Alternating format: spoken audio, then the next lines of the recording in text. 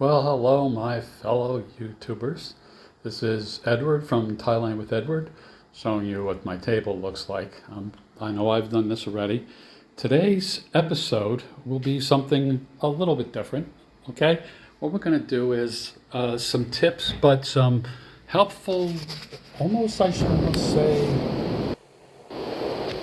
when you decide to go and book your room using hotel as opposed to Airbnb, as opposed to going on a website like Travelocity or I don't know, Expedia, Agoda. Here's what I have found out now that I've been in the room. If you're going to use Airbnb, and I know some of you are very, very good, shout out to Val because she knows how to do this. I don't, but you live and learn. I got this room and I would have been pretty sure that I had expected washer, dryer, things like that, because I saw that on there. I could have sworn it said washer and dryer. One of the things to do, make sure double and triple check, okay? Being from the United States, we're used to certain things that we don't even think about. For instance, while there is hot water in the shower, the sink in the bathroom, sink in the kitchen has no hot water, okay? You have to ask about that. A lot of places, I guess from what I understand, they don't use hot water in anything but the shower. Okay, so just remember that. Another little trick, when you're looking at the room and everything else inside, remember everyone uses lenses to make the room look much, much bigger than it is. I will preface this by saying that, the staff here is really nice. They're helpful.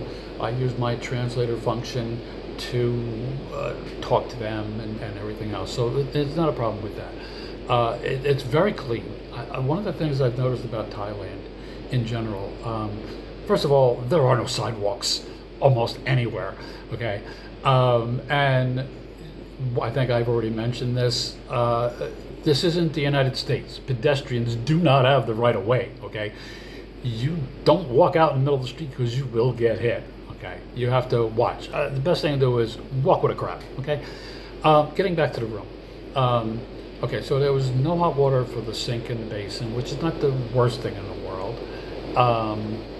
There is no dryer here, okay? There is a washer that you pay for, which they don't tell you. You gotta read between the lines. This is what I'm learning, okay? If it says it has a washer and dryer, great. You can ask them if it's not in the room, you're gonna pay for it, okay? It's not free. It's not expensive. I mean, you're talking about roughly $1 per load. Okay, I guess I'm saving money because there's no dryer. What I've done is I've hung my shirts up in the shower.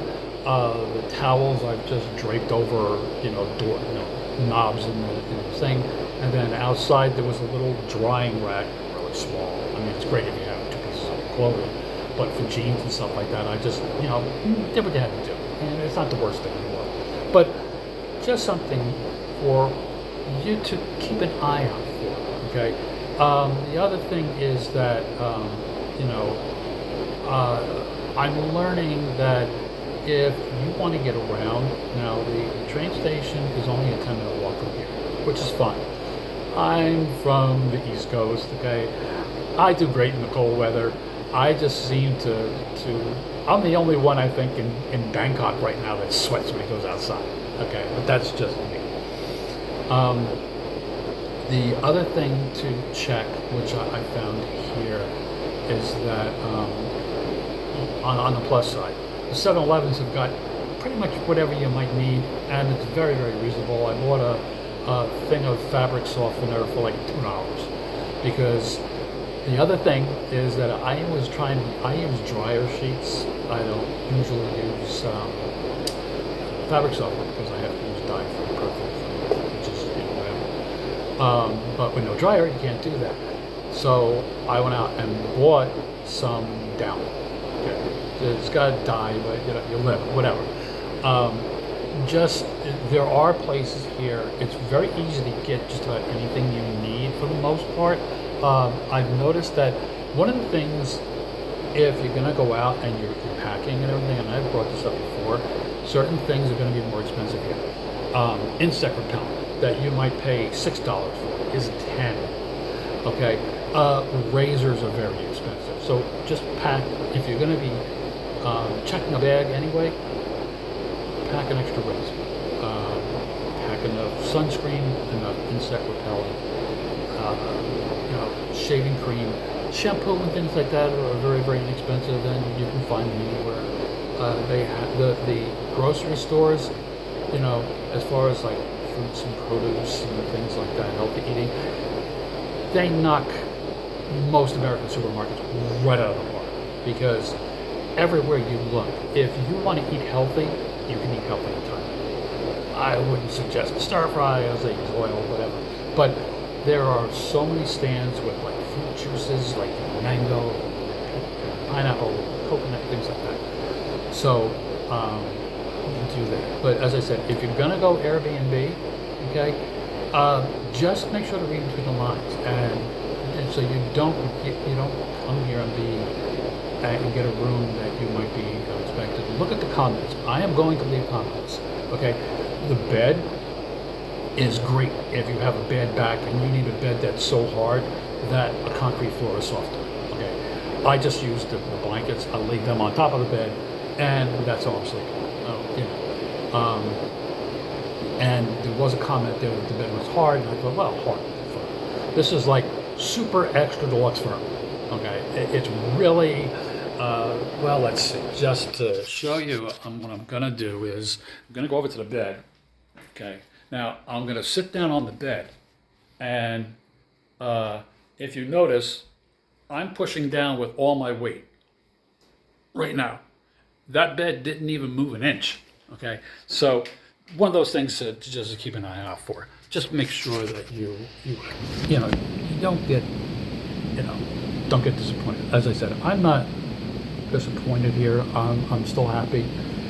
I mean, because like I said, staff is good. I can get where I want to go. It's great to have this little mall, like 10-minute walk. So there's a huge food store, Foodorama, or something like that. There's like Foodorama or Foodland and Tops Supermarket. I mean, there's other markets. So that's a plus. When and I found that most of the areas that I've been walking in, they do have these pretty close. Just stay by one of the main roads and you should be fine. Okay.